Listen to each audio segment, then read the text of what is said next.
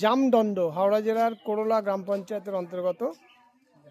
এই আমি এসেছি 1 নম্বর গ্রাম পঞ্চায়েতের অন্তর্গত। আমরা এসেছি এই জ্ঞানেশ্বর আশ্রম। এটি একটি অদ্ভুত নাম ঠেকলো, সেই জন্য আমি এলাম। এখানে আরও 3টে চূড়া রয়েছে।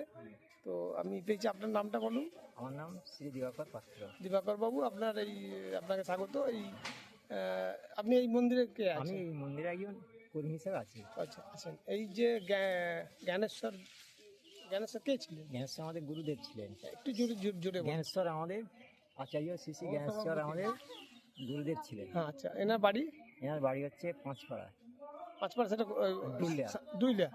মানে চাকরাইলে। হ্যাঁ, আচ্ছা, ঠিক নয়, আপনার বুঝতে হবে। পাঁচপাড়াতে ওনার বাড়ি ছিল। সেখানে ওনার পুরো নাম কি ছিল? ওনার পুরো নাম ছিল শিবচন্দ্র ধারা। শিবচন্দ্র ধারা। তারপরে উনি ধীরে ধীরে সাধন জগতে এমন একটা জায়গায় পৌঁছালেন, সেইখান থেকে ওনার নাম হলো জ্ঞানেশ্বর দেব। আচ্ছা। তো এখানে ওনার সমাধি মন্দিরও আছে। সমাধি মন্দির হচ্ছে, এইটা হচ্ছে সমাধি মন্দির। আচ্ছা, এইটা সমাধি মন্দির যেটা আছে। আর হচ্ছে গুরুমার আর একদম শেষেরটা আছে গুরুমার সমাধি মন্দির এটা। আর এটা ওনার মূর্তি আছে, আমরা একটু পরে দেখাবো। ওটা বন্ধ হয়ে আছে।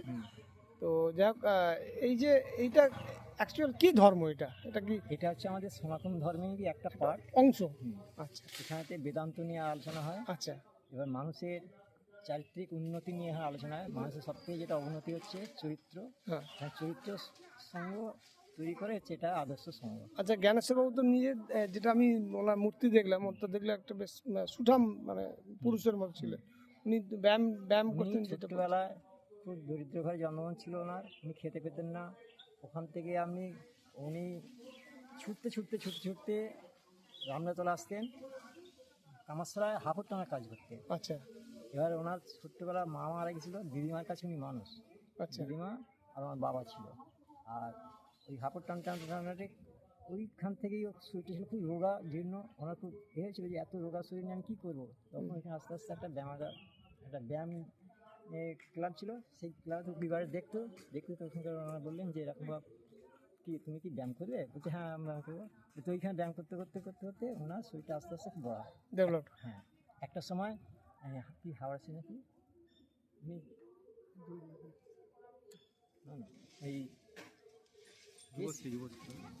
না, যে বডি বিল্ডার, মানে তখনকার দেউর শরীরটা। আচ্ছা, আচ্ছা। উনি অর্জন করেছিলেন। তাহলে এনে মারা গেছেন কত বছর হলো? উনি চলে গেছেন আপনার 1400 সালে। কত সালে মারা গেলেন? কত সালে মারা গেলেন?